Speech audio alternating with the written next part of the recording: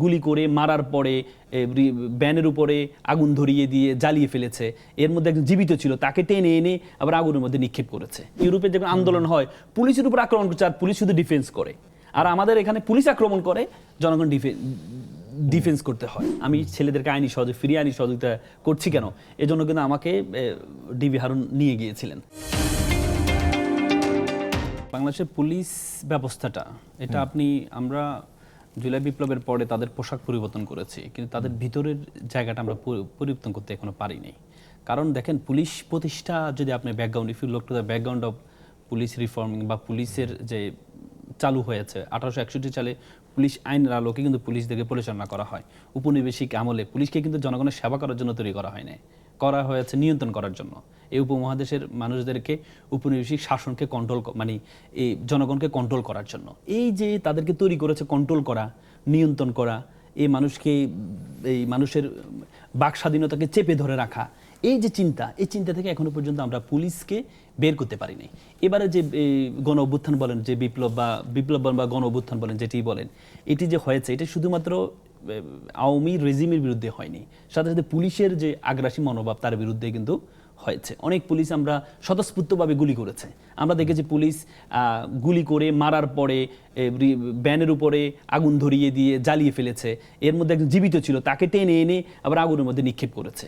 একটা পুলিশের বাবা তো, একটা পুলিশ তো বলছিল তার অফিসারকে যে স্যার, একটা সন্তানকে মারার জন্য, একটা ছেলেকে মারার জন্য কত গুলি লাগে, তার সন্তানকে গুলি করা হয়েছে।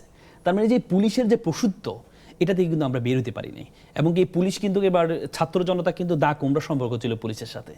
কারণ স্লোগান আমরা শুনেছি, পুলিশ চেটের বাল, এমন কিছু শব্দ কিন্তু আমরা স্লোগান কিন্তু শুনেছি, যদিও শব্দগুলো খারাপ, কিন্তু এগুলো তো মানে আপনার ক্ষোভের প্রকাশ।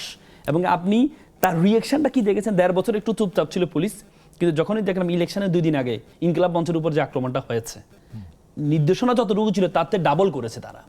আপনি গতকাল ঢাকা বিশ্ববিদ্যালয় ছাত্রের উপরে যে আগ্রাসী মনোভাব, কথা বলছে 1 to 1 কথা হচ্ছে, মাসুদ সাহেবের সাথে 1 to 1 কথা বলছে, কিন্তু সাথে সাথে তার পিছনে এই যে আমি সিনিয়রের সাথে কথা বলছে, আমি যদি তাকে একটু মারতে পারি তাহলে সিনিয়রের চোখে আমি পড়বো, তাহলে উনি আমাকে দ্রুত উপরের দিকে উঠাবেন, এই যে কনস্টেবলের চিন্তাটা।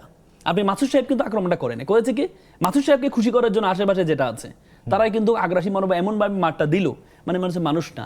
আমি ছেলেদেরকে ফিরিয়ে আইনি সহযোগিতা করছি কেন, এজন্য কিন্তু আমাকে ডিবি হারুন নিয়ে গিয়েছিলেন। আমাকে বলেছেন সে ডিবি হারুনের মতো কিছু ব্যক্তি আমার কাছে কেন যেন মনে হয় তৈরি হচ্ছে। এই তৈরিটা আমাদেরকে অবশ্যই মাননীয় প্রধানমন্ত্রীর কাজ হবে। এই যে যারা ডিবি হারুন হতে চায়, যারা নিজেকে হিরো বানাতে চায়, যারা চোখে পড়তে চায়, এই যে চোখে পড়ার মানসিকতা, হিরো বানার মানসিকতা, মনে রাখবেন যে যত বেশি তেলামি করবে, মনে করতে হবে তার অন্তরের মধ্যে ভালোবাসা নেই। এই তেলামি করে করে শেখ হাসিনা কিন্তু স্বৈরশাসক হয়েছে। সুতরাং এটাকে কন্ট্রোল করার জন্য প্রধানমন্ত্রী, আমি মনে করি উনি একটা উন্নত বিশ্বে ছিলেন, উন্নত রাষ্ট্রে ছিলেন 17-18 বছর। অন্য রকমের পুলিশ দেখেছেন, অন্যরকম পুলিশ দেখেছেন, মানবিক পুলিশ দেখেছেন। আপনি দেখেছেন, আপনি ইউরোপে যান, ইউরোপে যখন আন্দোলন হয় পুলিশের উপর আক্রমণ করছে, আর পুলিশ শুধু ডিফেন্স করে।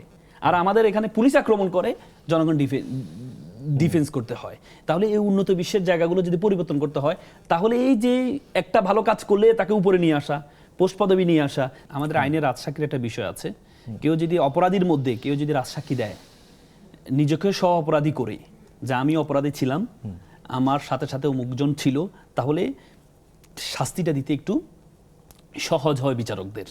কারণ যিনি অপরাধী তিনি যদি রাজসাক্ষী হিসেবে দেন, এটা আমাদের আইনের একটা ভালো এটা ব্রিটিশ আইনে, এটা সব দেশের আইনের মধ্যেই আছে রাজসাক্ষীর বিষয়। আব্দুল আল মামুন সাহেব যিনি পুলিশের ছিলেন, উনি কিন্তু রাজসাক্ষী দিয়েছেন, এই জন্য ওনার কিন্তু সাজাটা কমানো হয়েছে। তো সুতরাং ওনার মতো জায়গা থেকে উনি যদি রাজসাক্ষী দেন, এই যে শেখ হাসিনা যে ফাঁসিটা হলো, এটা কিন্তু রাজসাক্ষীর জন্য কিন্তু সহজ হয়েছে। তাহলে কেউ প্রশ্ন তুলতে পারবেন না। আপনি পৃথিবীর যে কোনো রাষ্ট্রে এই বিচার ব্যবস্থার এই যে এটা তো ওপেন হয়েছে, আপনাকে মিডিয়াতে দেখানো হয়েছে।